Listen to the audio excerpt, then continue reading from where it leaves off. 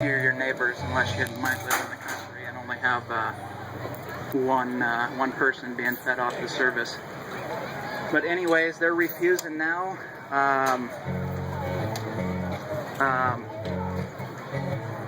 Birds can do the same thing when they get on the top of the transformers between the two top bushings.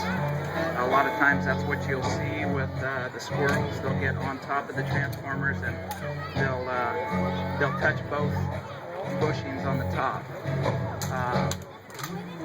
Now a bird can land on the wire. Do you guys know why? That's right. There's got to be a path to ground for energy to flow. And so basically the bird is sitting on the wire and the energy is going right by him instead of through him because he's not touching any ground.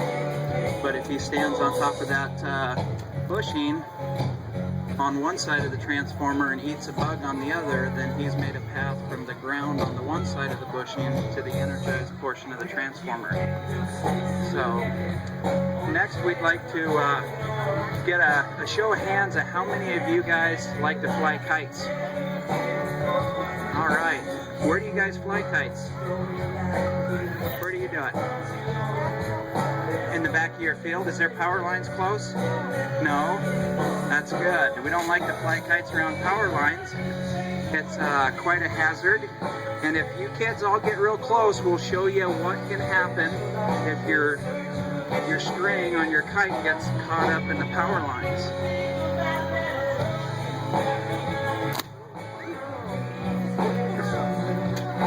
Now, do you guys want to fly your kites next to power lines? No, see that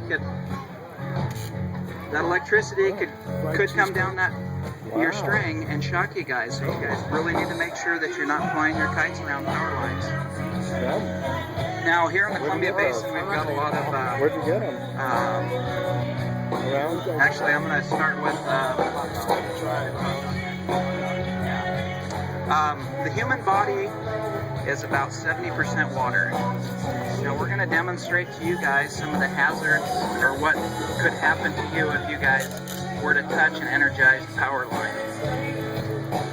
These guys have a hot dog inside a rubber glove, and we've had several fatalities here in Grant County with people trying to put on rubber gloves and rubber boots and try and energize their own service after it's maybe been disconnected for non-payment or something along those lines. So what we've got here is a hot dog on the end of this wire that's touching the ground, and we've got a rubber glove up there, and we're going to show you guys what can happen even with the rubber glove if you were to contact 7,000 volts.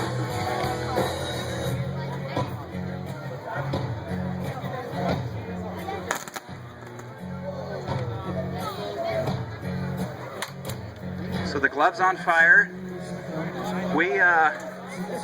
Us linemen at the PUD, we have rubber gloves. They're tested, and we use them for safety, not for touching the power lines. So this is basically the same consistency as the human body. So if you were to touch that, it could blow the end of your hand off, your finger, your arm, leg, whatever the path is to ground. What's that? That's cool as heck. So you guys really need to be careful when you guys see a wire on the ground to stay clear of it. Or if your car runs into a pole or something, there's an accident, you always need to make sure you stay in your car because your rubber tires are insulating you from the power lines, right? And you'll be safe in your car, okay? The next thing we're going to talk about here tonight is these irrigation pipes. How many of you guys live on farms? You do? You do? Have you guys been taught how to carry hand lines? Or do you guys have hand lines anymore? There's not too many around anymore. But how should you pack a hand line? Yes, parallel to the ground. You don't tip it up. That's right. most of those hand lines, what are 20, 30, 40 feet long. So if you tip it up, our power lines are going to be about 30 feet, 25 to 30 feet in the air. So you could come in contact with that. We've had several fatalities just in Grant County alone over the last several years, from people tipping hand lines up to pour the water out, to dump out a rabbit that may have run in there, or something like that. So you guys really need to pay close attention to that.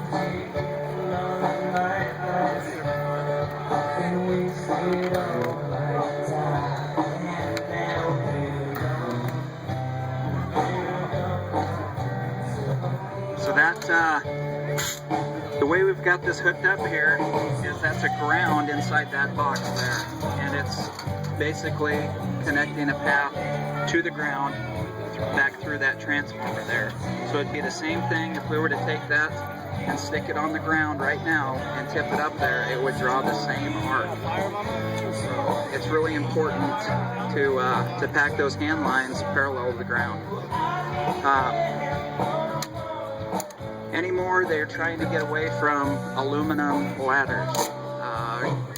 Industry's going more to fiberglass ladders that have more of an insulation factor in them.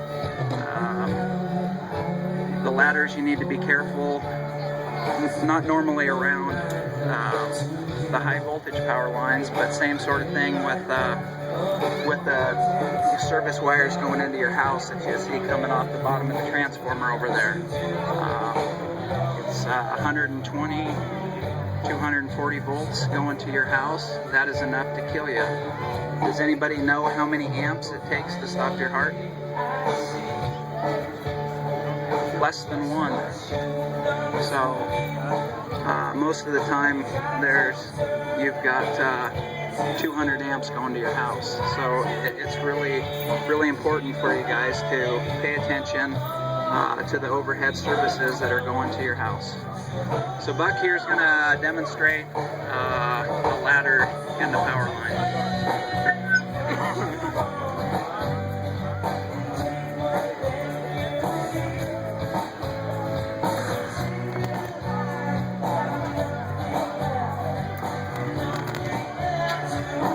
Can you guys see how the wind's blowing that arc around? So this here, I just want you guys to know that these are the kind of things as linemen we don't want to see when we're out working. If we see this kind of stuff, usually something's gone wrong and chances are somebody got hurt. So these are things that we don't like to see as linemen. We work a lot of things hot. So if we see this kind of an arc out there, usually we've done something wrong or there's been some sort of mistake on somebody's part. So here in Chelan County a couple years ago, there was a fatality. A guy was putting an antenna up on his house and it tipped over and landed on the power line that was running down the property line and killed him. So we don't have very many antennas around anymore. Most of the time it's satellite dishes, but we still need to be aware of anything that's conductive up in the zone.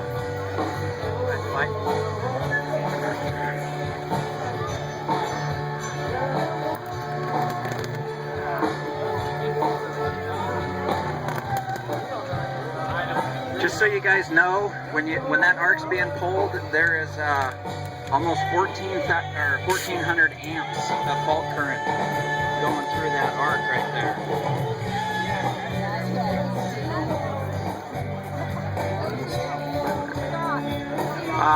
Let's see, about probably 4 or 5 years ago, there was a fatality in Soap Lake. One of the servicemen had turned somebody's power off for non-payment. They turned it back on through their meter, so they went out and they pulled the fuse that you guys saw drop earlier. The guy rigged up a steel pole like this one and put some plastic on the end of it, thinking that that was going to insulate him. He could not reach the cutout, so he had his rubber boots on. He climbed up on the barbed wire fence T-post, straddled it. Clyde was showed up on the site and found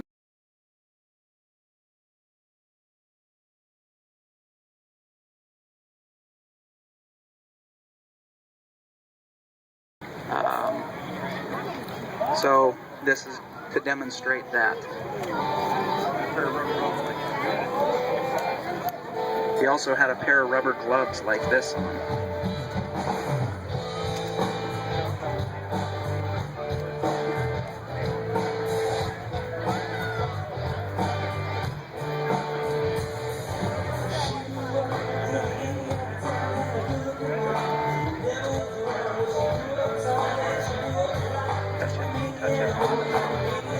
The heel of it.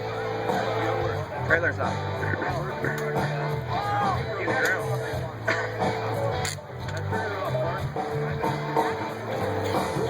We're so used to going to the ground first, we need to actually energize it at primary voltage, 7,000 volts there.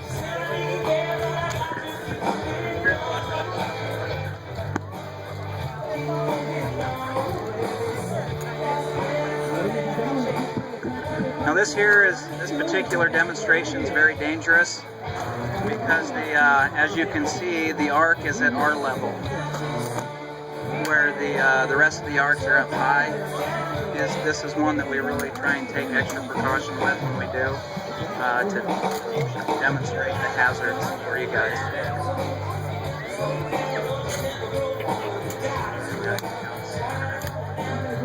Are you guys aware of the call before you dig for locates? You've got a sign right here. The number is 811. Anytime you guys have a project at your home where you're gonna dig, just call that in. It's a free service to you guys or to the contractor that might be working on your property. Just call and request a locate. It won't just locate the power, they will locate gas, telephone, cable, anything that might be in the ground in your area. So please call before you dig. We're gonna do a quick demonstration.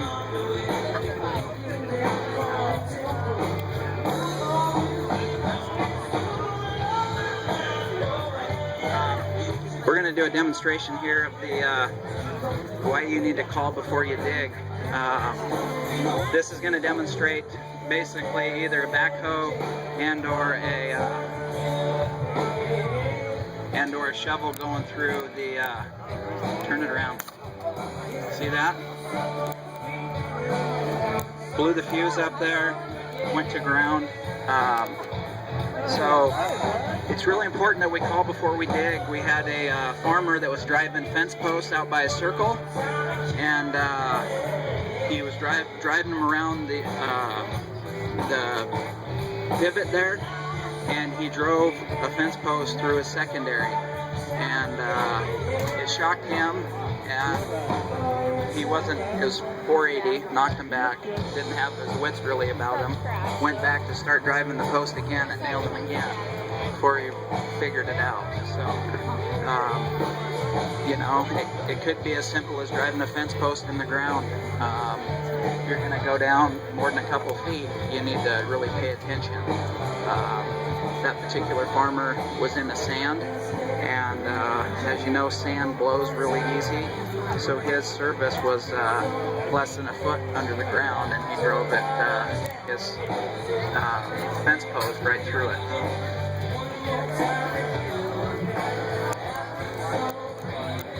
Well, that pretty much concludes the demonstration for tonight. Is there anything anybody would like to see again? Is there any questions anybody's got? All right, well, what's that you got?